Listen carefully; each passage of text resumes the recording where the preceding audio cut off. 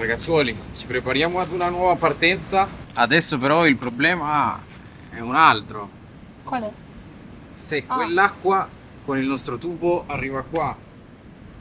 La cosa importante qui in Colombia e in Sud America in generale, soprattutto lungo il mare, praticamente diciamo lungo il mare, è chiedere se l'acqua non è quella del mare, perché loro vi diranno un carica pure acqua pensando che uno la usi solo per lavarsi. Trovare l'acqua dolce non è ovvio su una spiaggia, però quasi sempre venendo in questi posti pseudo campeggi comunque si trova sempre acqua e bisogna capire qual è il rubinetto giusto dove l'acqua è dolce, perché abbiamo bisogno dell'acqua dolce noi.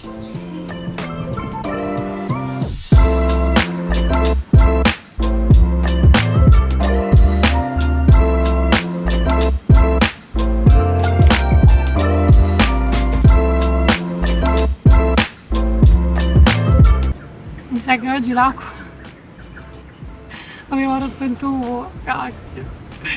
E vabbè, non c'era pressione e Victor ha fatto una roba tipo l'ha girato tutto e spezzato a metà. Si è spezzato a metà proprio, ragazzi.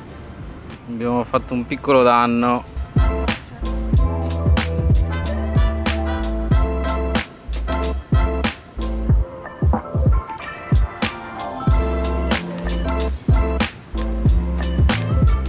Abbiamo risolto nel senso che riempiremo solo la tanica. No. Faccio 3 viaggi.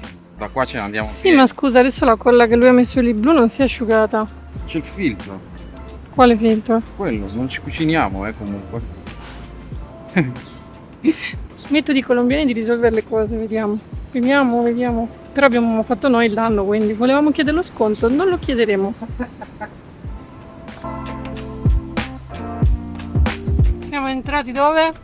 A Palomino, ragazzi. Palomino è il primo pueblito che troviamo entrando alla Guajira.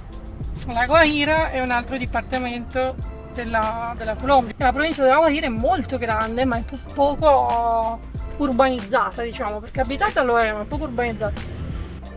No, è che non è una città, è un gruppo di case con degli spazi per passare. Cioè, poi vedete questi turisti, ma guardate la rotonda. Cioè, è fatta di rifiuti, ragazzi. Che peccato, potrebbe essere un paesino, ci avevano descritto come un posto super carino, ma io non lo vedo. Oh, sto bimbo si para. Oh, Se passiamo da qua. si usa. La strada è piena di pozzanghere giganti.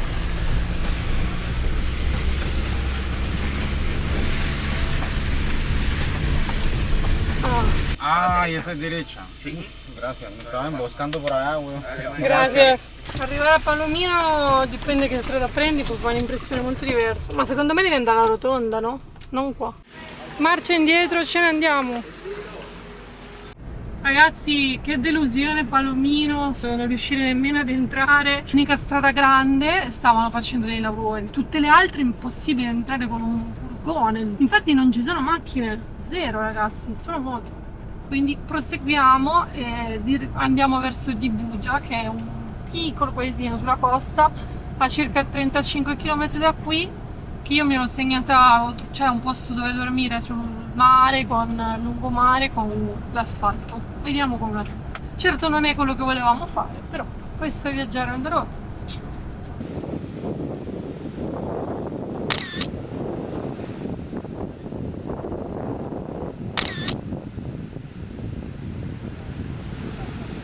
Juanitos da là.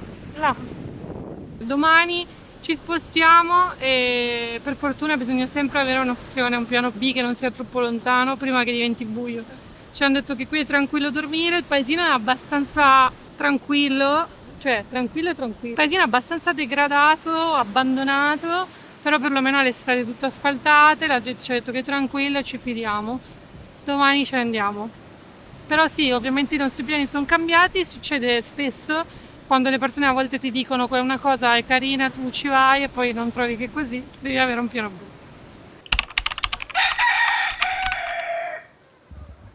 Buongiorno signori, siamo di nuovo in strada e oggi direzione Majapo, dove ci ospiterà una conoscente di un'altra conoscente. Vi mostreremo il posticino. Che bello, che bello, che bello. Davanti a noi c'è questo tipo che praticamente ci sta affumicando, ma lui è neanche consapevole perché ha il braccio fuori, boh. Cioè, credo che abbia visto, no? Che dici? Ah, certe cose per strada qui, ragazzi. Piccola deviazione lungo il percorso, abbiamo deciso di fermarci al santuario dei flamingos, dei fenicotteri rosa. Siamo entrati nel paesino seguendo le indicazioni e un tipo si è affiancato a noi e ci ha detto che guida lui per la... Però ha la maglietta del turismo, come si chiama? Il tesserino. E ora lo stiamo seguendo.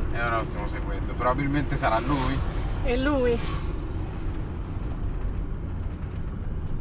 Figo. Sì, si vedono proprio, perché ora è quasi stagione, diciamo. Comunque ho detto che qui praticamente si possono vedere quasi tutto l'anno, ma particolarmente nella stagione che va circa da settembre in poi. Qua non è ancora settembre, però siamo molto vicini.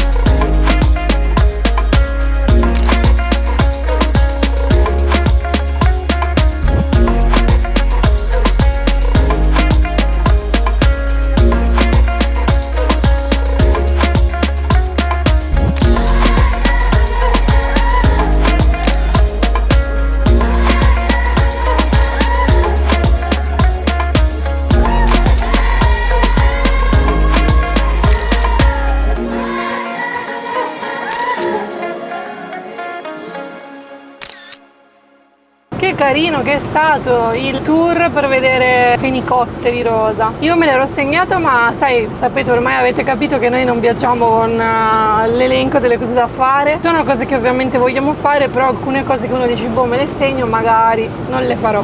E invece è stato tutto così facile, che è stato divertente, carino, piacevole. Abbiamo pagato 150.000 pesos, che sono 30 euro per 2 persone. Non è economico, diciamo, per quello che è il tour. La nostra guida era Wayuu, quindi indigeno proprio di questa zona della Guajira, ed è un gruppo indigeno molto consistente, uno dei più grandi della Colombia, con circa 150.000 persone, ed è anche il più grande gruppo indigeno del Venezuela. Quindi in realtà il 50% della Guajira è abitato da Wayuu. Continuiamo il nostro viaggio, proseguiamo fino a Mayapo, che è oltre il Rio Ache.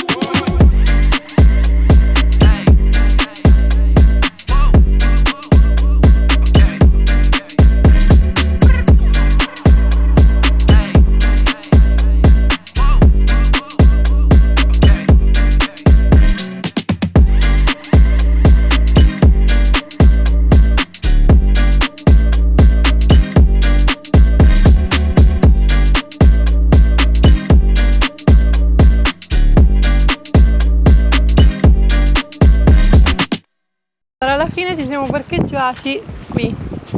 La Guajira in questo periodo sta piovendo parecchio. Come vedete, tutta quest'acqua non è che c'è sempre, cioè non è normale che ci sia quest'acqua qui. Quindi anche arrivare a questa zona dalla strada principale non è facile. E qui tutto intorno, come vedete, non c'è assolutamente niente. Stanno costruendo delle piccole strutture di legno con i ponticelli per superare questa zona dove spesso si allaga. Qui loro hanno l'acqua, perché qui l'acqua non c'è, quindi è un grosso problema l'acqua, e hanno le loro scorte. Fa veramente caldo. Prima la macchina segnava 38 gradi, credo che ce ne siano anche di più, se non fosse per il vento praticamente si morirebbe.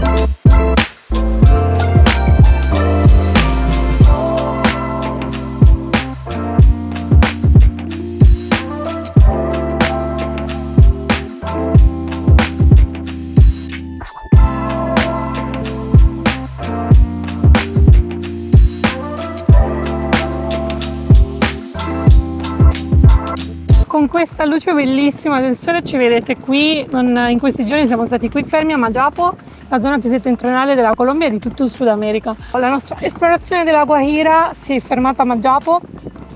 Comunque è stato meraviglioso, siamo stati benissimo, abbiamo sbirciato un po' su questa finestra che sembra un'altra Colombia. Mayapo è un posto dove principalmente si fa uno sport ed è il kitesurf. Questo è un turismo sportivo, no? Quindi c'è un bellissimo ambiente, il mood delle persone è molto bello, la gente è sempre beccata bene. Se non l'avete ancora fatto è il momento di iscrivervi al nostro canale, mettere un mi piace. Alla prossima ragazzi! Al prossimo video dalla Colombia, vi salutiamo, un bacione. Ciao!